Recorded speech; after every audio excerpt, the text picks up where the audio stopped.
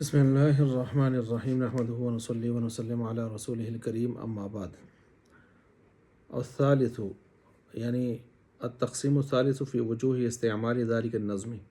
قرآن کریم کا یہ جو نظم اور لفظ ہے اس کے استعمال کے وجوہ اور طرق انواع کے اقسام کے بیان جو ہے اقسام میں یہ تیسری قسم آ رہی ہے۔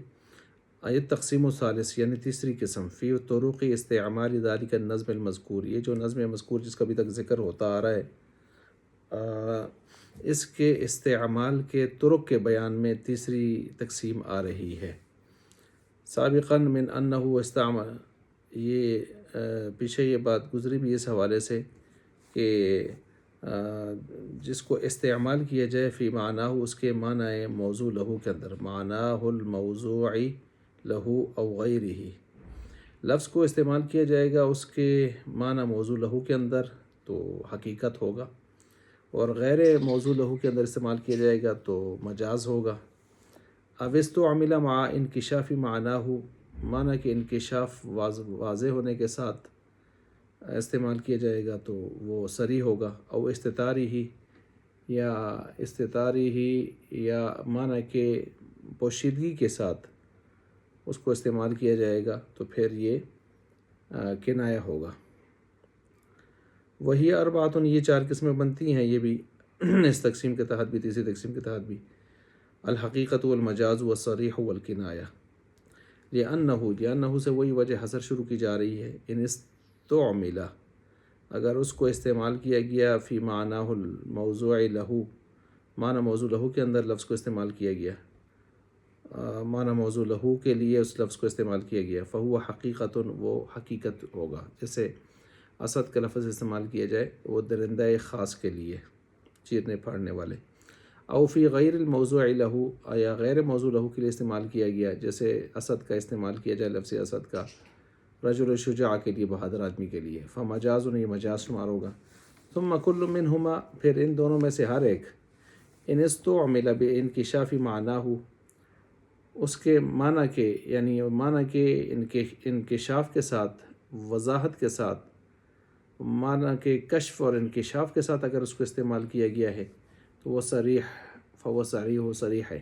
صریح جو لفظ ہے وہ اس کے اندر نیت کی ضرورت نہیں ہوتی، وہ خود ہی اپنے معنی کو بالکل انکشاف کے ساتھ اور وضاحت کے ساتھ بتا رہا ہوتا ہے۔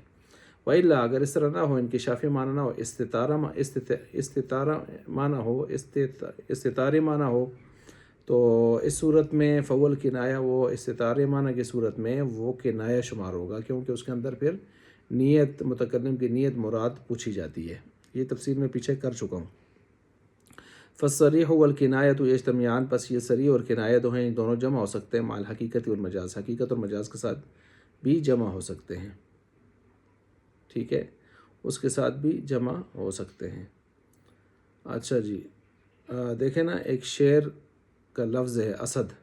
اسد کا لفظ وہ درندہ خاص کے لیے استعمال کریں گے، یہ حقیقت ہے، اور یہ ہے بھی انکشافی معنی نا، کہ جب بھی لفظ اسد بولا جائے گا سب جانتے ہیں کہ وہ ایک خاص درندہ خاص کے لیے اس کو وضع کیا گیا ہے۔ لیکن اگر اسی کو ہم رجل شجاع کے لیے بول رہے ہیں، ایک مرد کے لیے بول رہے ہیں، تو مرد کے لیے جب بولیں گے تو یہ مجاز ہوگا، لیکن ساتھ ساتھ یہ بھی ہم کہہ سکتے ہیں کہ کنایہ بھی ہو سکتا ہے کہ بھئی اس کو رجل کو جو ہے وہ شعر کیوں کہا ہے، آیا رجل کے اندر کوئی بری خصلتیں ہیں کہ چیرنے پھاڑنے والا ہے، اس وجہ سے اس کو شعر بیڑیے کے ساتھ تشبیہ دی ہے،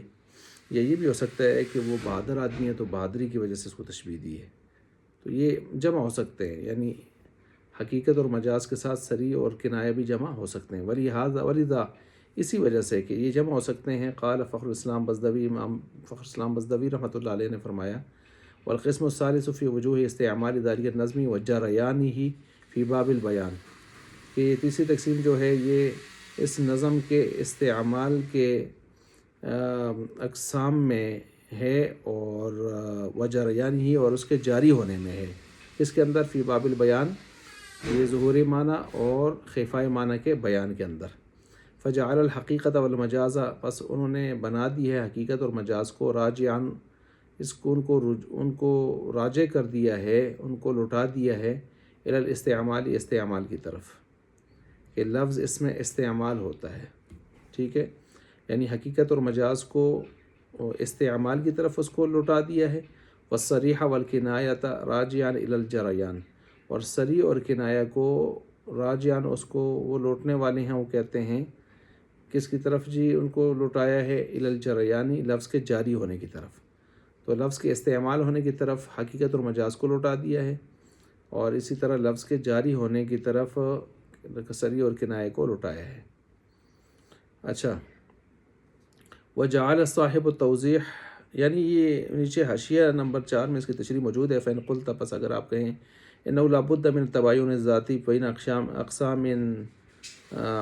اقسام تقسیم واحد، کہ کوئی یہ کہے کہ تباین ذاتی ہونا چاہیے بھائی ایک تقسیم کے اقسام کے درمیان. قلت میں کہوں گا لا، نہیں، بل یکتفی تمایز الاعتباری، تمایز اعتباری بھی کافی ہے، تباین ذاتی کا ہونا ضروری نہیں ہے. وہ متحقق ہاؤنا، اور وہ یہاں پر موجود ہے تباین اعتباری. کیا موجود ہے جی؟ فإن المعتبر فی الاولیین، حاشیہ نمبر 4 ہے. فإن المعتبر فی الاولین، پس پہلے دو کے اندر جو اعتبار کیا جاتا ہے، الاستعمال فی الموضوع لہ وغیرہ مع قطع نظری، پہلے دو جو حقیقت مجاز ہیں ان کے اندر استعمال کا اعتبار کیا جاتا ہے، موضوع لہو معنی موضوع لہو کے اندر، اور غیر موضوع معنی غیر موضوع لہو کے اندر. اس میں اس بات کا